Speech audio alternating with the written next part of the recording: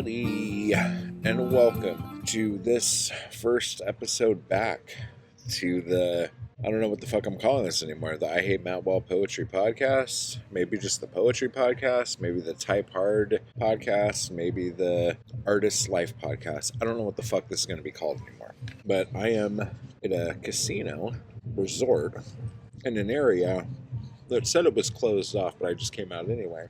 But as you can hear, there's a bunch of music I'm going to have to try to get out of the background of these if I'm going to put this up on YouTube. I've been doing live streams at the pool or in the hot tub, and now I'm in this little garden area. I went to Smash Burger, and here we are.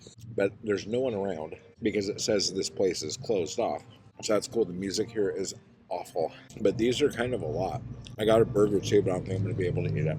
So back to why I would even be here talking to you guys right now. The other day, I did a live stream for my members, which I do every day, Monday through Friday, as of right now. The topic came up, why I stopped doing the podcast in the first place. As I was sharing, I got a little emotional.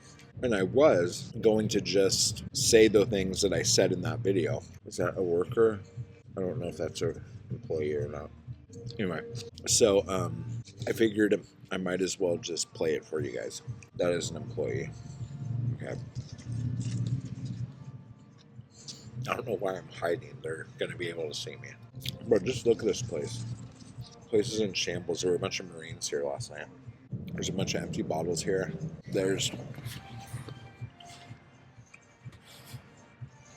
right here. There's an empty glass with like a potato or a roll in it. And there's some broken glass over there. What does this mean? What does a potato in an empty glass mean? Sitting on fucking AstroTurf. It's weird. But I'm definitely going to be writing a poem about how these Marines acted here last night. It was disgusting. They should just thank their lucky stars that our military is at least socialist, am I right? These are kind of gross. So what I'm thinking about is maybe I should just watch the video. Sweet. I actually have to pay my car payment today too. Don't let me forget. Okay, so like I don't know what happened, but like I accidentally ended the last recording. Let's watch this. Here's the thing about the podcast that kind of broke my heart. Here we go. Is that I kept getting people saying they wanted to be on the show. Like I would reach out and say, if you haven't listened to the show, you might want to get a vibe of the show. So here, you could listen to it. And I would just do that so they didn't feel like railroaded when they came on and started talking to me. If they weren't aware of how, like, I do things and shit. So, like, I would give people the link and then apparently they would go listen to it and then fucking ghost me and never talk to me. And there were a couple people who interviews I had set up that I was really excited about. And then on the day of the interview, I just never heard from them. And that happened like once and then with the next person. And I was already getting the ghosting like before that, but actually like setting everything up and getting really excited and like putting a bunch of work into like wanting to talk to people. It just like kind of it fucking broke me, dude. Fucking broke me. And doing YouTube videos is so easy, especially live streams. I don't even have to edit them, you know? True. You're so fucking funny. Honestly, one of them, I don't even remember. Wait, one of them was an editor, and then one was... So real quick, Ethan asked for me to say who the names were because this was a member stream, and they should be able to know... since they're members and it's not like for public consumption. Is the woman who runs the mailing list. Probably will cut that out. I don't remember her name, but she was driving me crazy because she kept posting, like she kept letting people do editorials and then promoting them, giving just like horrible fucking information and just saying stupid fucking shit. Well, let's do that. Like, when you let people have a platform to say something and then you promote it, it's like you are saying, like, this is okay. This is an absolute. We agree with this. And her whole thing was like, oh no, I don't agree with any of that. And then it's like, why do you like signal boost that shit then? Totally. Because like half of these fucking articles that she was like putting out through her fucking newsletter, if she didn't fucking send that blast out, nobody would ever have fucking stumbled upon those fucking things. Totally. Like a good example, what was that chick's name who I fucking just blasted, and then Bucks ended up having her on Sleeve Rickets, and then she wouldn't come on my show? Yep. What was that chick's name? Because that whole thing happened because of, like, I never would have found that in a million fucking years if it wasn't for, I don't even remember. that was a fucking forever ago, but same kind of fucking thing. And she was like, no, I'm like, just listen to the podcast so like you get an idea. Because she went on vacation, and so I thought she was going to come on sooner, but then she went on vacation, and so she was gone for a while, and then had to catch up, and then we got back in touch, and then she was going to come back on, and we had a date. And I'm like, and just listen to the show in case like you're worried, you know, and da-da-da-da. And she's like, oh, no. I talk to people all the time with differing views and opinions. It's fine. Like I have no problems with that at all. Blah, blah, blah. And then it was just like, really? Because you fucking didn't show up. Like, Don't fucking be like that. Honestly, who fucking cares? But I know I took some like hard fucking takes on it. There was another person who I tried to get on the podcast, and I don't blame her. This was heavy for me. There's somebody that I wanted to get on the podcast and tried really fucking hard, and we would talk, and then because she's local, so Ethan probably knows exactly what I'm talking about already. Like, it's not. I said, hey, we should go get a fucking drink and talk about it. Okay? And it wasn't like, yeah, we should go get a drink. She was like, oh, okay, yeah, maybe. And then she fucking hits up and she's like, hey, this fucking Matt Wall guy's trying to get me drunk. And and so like I started talking to she was kind of tripped out because you asked her to get a drink. And I was like, oh, well, we were just talking. He's like, well, you got to understand, like, her being, like, a female poet, when most male poets want to, like, talk to her, like, in public, or, like, say they want to go get a drink. She's got to be careful, because usually they're going to want to fuck, or something like that. I'm not going to force myself on her. I'm a fucking gentleman, goddammit. I put her off. Then there's this whole, like, East Hollywood, there's this whole, like, poetry community, where I was even paying to attend workshops with these people so they could get into so I could like get in with them and just like have friends that are poets. Yep. And they were fucking weird about it. And I asked this one chick to be on the podcast, and she wouldn't fucking do it. And then I'm like, hey, would you want to like submit to Blood Rag and shit?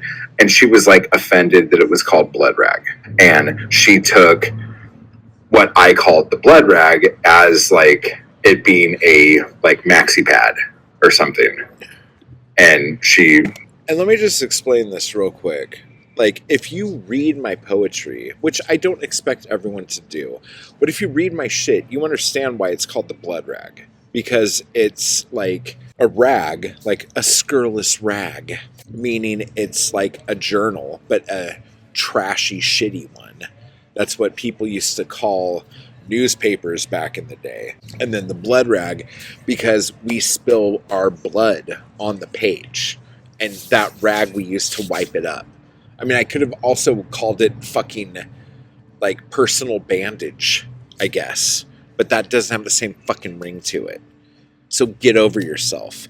And the only time I brought it up as a blood rag is when somebody fucking said, oh yeah, that's what I fucking call my wife's fucking maxi pad. And I'm like, well, it does come out once a month, so fuck off. You know, but like, that wasn't the initial intention of the title. And when people get all up in their shit and think everyone's coming to attack them all the time, this is what gives the left a bad name. When you fucking assume shit without fucking asking somebody about it. And is her name?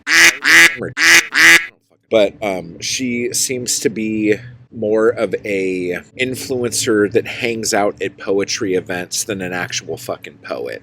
But again, that's me calling somebody out. And if I'm fucking wrong about that, fucking prove me wrong. But you probably won't. And that's where we end up in a fucking shitty fucking circle where you're probably going to dislike me and hate me unless I give you money to come to one of your shitty fucking workshops. And I just say shitty because, like, what did we get out of that workshop?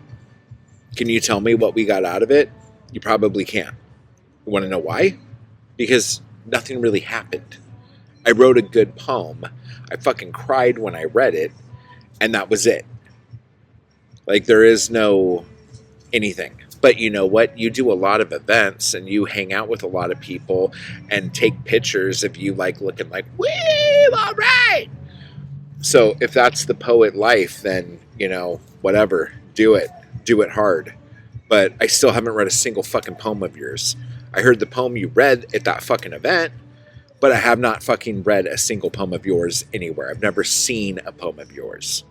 But on Instagram, you sure do post a lot of you hanging out with poets, but you don't really post a lot of you actually writing poetry. So, whatever. It's fine. And that was one of the things I wanted to talk to her about on the podcast, which is basically how she's paraded around and how it's fucking disgusting. Like, I know how I am, and if anyone has ever read any of my shit, and then I'm like, hey, let's go get a drink. And I don't know if she's read anything of mine, but she might know a little bit about what I've done. And so if I'm like, hey, let's go get a drink, and she's like, oh, the poem's about fucking guy? I don't know. Like, that's fucking weird. I don't think I'm going to go do that. You know what I'm saying? So, like, it's fine. But, like, again, when I talked to her, like, my initial thing was not to hook up with her. I honestly wanted to get her on the podcast. Is she creeped out by me because I asked her to get a drink? Or does she not want to be associated with me because I'm bad news as far as her world of poetry?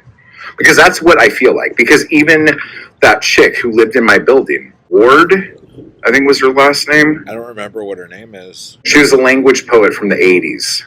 And she lived in my building. But I couldn't even fucking get her to fucking sit down with me. And she lived in my building. And I'm just so over this whole... Now I'm getting all fucking bummed out about it again. I am so put off by the pansy-ass, snooty fucking, like, poetry world. It's like, fucking grow up here. What do you think I'm going to do to you? Seriously. Like, seriously. If you came on a podcast with me, what the fuck do you think I'm going to do to you? Like, you're not in danger. Like, you're on a podcast. Like, seriously, how fragile are you fucking people that you are so afraid to come on my fucking podcast or have a conversation with me? Or that you think just talking to me for 45 minutes is going to damage your career? Do you know what that does to me? Do you know how much power you are giving me over your fucking existence? That's ridiculous. Like, what can you possibly think is going to happen? Oh, shit. It's so fucking... And then it just comes down to, well, they don't think I'm credible because I'm not in their bubble. I'm not in their world.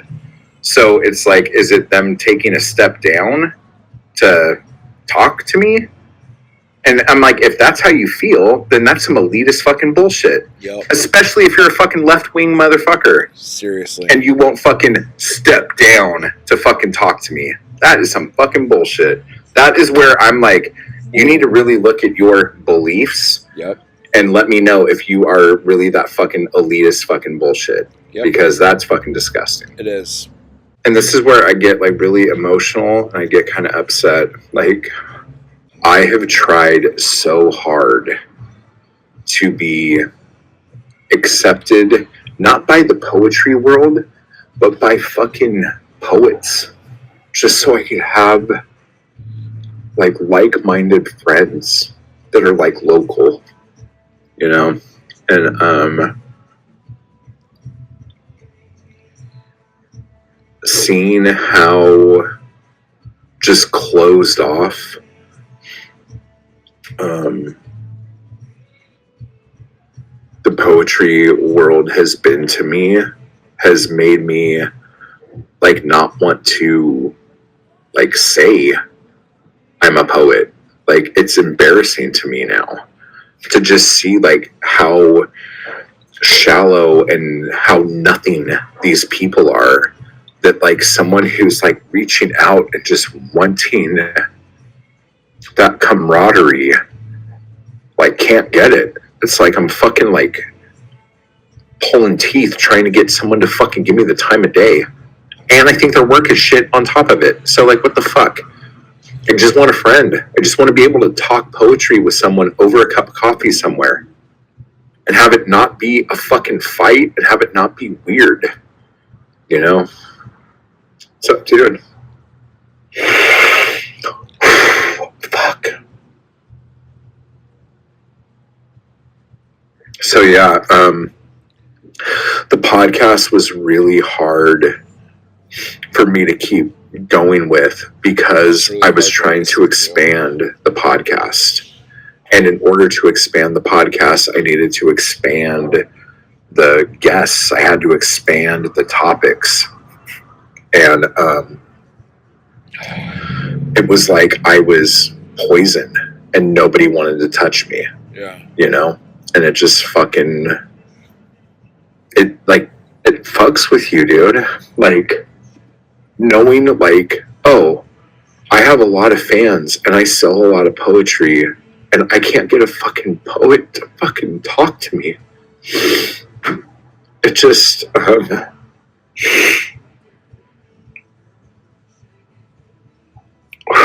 fuck. Like, my books are carried in, like, big poetry places here. And I still can't even get them to let me in to, like, talk to them. Like, they'll let me inside the doors. I'm not saying that, but, like Beyond Baroque has some of my books. Fucking, the Poetic Research Institute has some of my books. Like, so, like, they don't mind selling my books, but they don't want to fucking talk to me, you know? It sucks. It fucking sucks, dude. And so I was already getting really down with my depression. And after going through like a really crazy breakup where I felt horribly rejected, to then have poetry be my solace, but then know that I'm rejected by the fucking poetry community too, you know, was very hard to deal with, you know. It's a whole world of cynical networking and prestige chasing. Yeah, and it's fine. Like, network cynically. Like, chase that prestige. I don't give a fuck. Like, I just wanted to, like, hang out. But I didn't know, like, talking to somebody who wrote a book called Shit Poems is going to, like, make you not be able to get into whatever party is happening in 3 weeks. It's just, like, the whole thing's fucking stupid. And then that's the other thing that's funny, too. That, what's her name? Is that what her fucking name is? She'll take my fucking money. She'll take my money to go to her workshops. But then, like, if I'm like, hey, let's collaborate on something. Do you want to fucking submit your poems? Do you want to come on the podcast? Do you want to fucking do any of this shit? And it's like, oh, I can't do that. But I'll fucking take your $40. I'll take your $40 so you could sit in a room with me and I could tell you how to write a poem badly. It's just like, okay, now write a poem. Now, after you write it, think about if you really liked it or not, and then rewrite it. Write a different poem, but write the same poem. Now let's, like, talk about it for next week. It's like, what the fuck are you talking about? Like, I feel the same way here. Do you do what makes you happiest, man? I was talking to a friend recently where we were saying we are envious of the community black metal artists have. Yeah, the coolest thing about the community of black metal artists is that sometimes they start murdering each other. So I don't know how envious you are of that part of the black metal community. Oh, shit. Where am I going? Naked and I'm just walking away. I guess And that's the it. That's why the podcast kind of ended, because I couldn't get any people on. And there were a couple people who were probably willing to come on. There was an editor from a more local magazine out here that was going to come on, and I'll probably have him come back. But it was just like I had all these other people canceled before he was going to come on, and it just like fucking broke my heart, and so I couldn't do it. It just got to the point where, like, and again, like, I can talk about poetry on my YouTube channel, and I don't have to make a podcast episode. So that's why I quit the podcast and kept doing the YouTube channel. And I felt like when I do a podcast episode of just me talking, like, I might as well just make a video on YouTube. I don't have to do all that. But if I'm going to do the podcast, it should be about discussions about art, about poetry, about the business of being an artist. You know what I'm saying? So that's kind of where I'm at with a lot of this. But I really have to take a piss. I've had 3 beers and not a bathroom break, so I'm gonna go urinate before I pee myself. And that is the show. That is the episode. I hope that cleared a bunch of the stuff up. I've been editing this out here poolside, and I don't know how much of this is actually going to make it into the episode. If the episode is like less than 30 minutes, it means I had to go back and cut some more shit out. Because like I don't want to just like fucking call people out and do all that shit. Another thing I've learned is that people's minds change all the time. People's hearts change all the time. One of the things that we talked about on that live stream that you heard parts of in here was that this one guy that was a really hard right-wing conservative person who ran a magazine um, ended up being a Kamala supporter, you know? So, like, it can happen. Like, people all over the place can change at any time. I just have to not give a shit, you know? And it's hard to not give a shit when you feel like you are being excommunicated from the party that you haven't even been invited to. Because honestly, from what I've seen, most poets are really boring, not very fun people. And I mean, prove me wrong if that's the case. But like, why do I want to be friends with poets so bad? You know, why do I want poets in my life so bad? Other than just the idea of like iron sharpening iron, you know? It's good to like talk shop, you know, sort of. But like then again, like everyone I'm trying to befriend doesn't even like my kind of shop anyway. So what good is that? You know?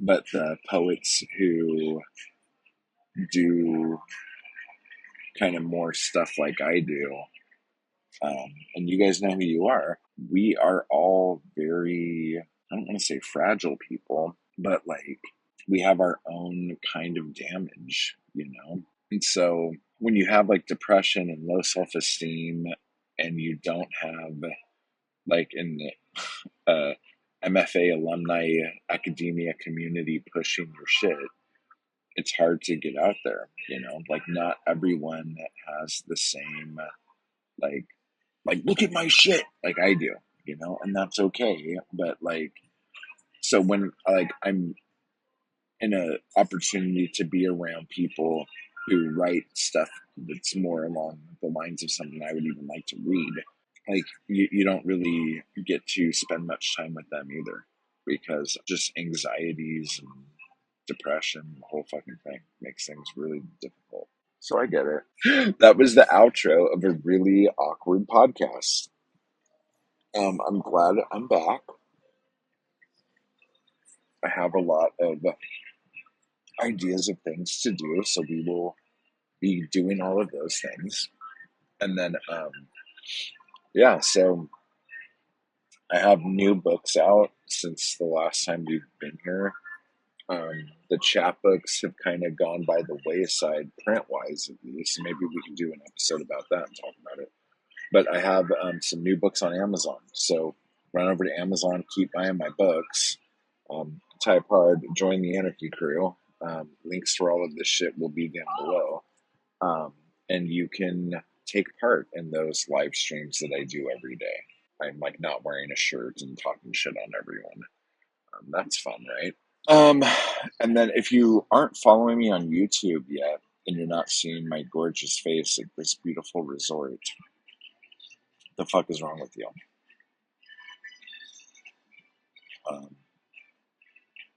I'm looking amazing. My hair is magical.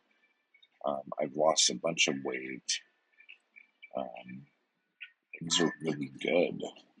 So, Jesus, guys. This is the worst outro of all time. I've obviously haven't done this in a while. So, anyway, so just type hard and keep buying my books, and I will talk to you all later.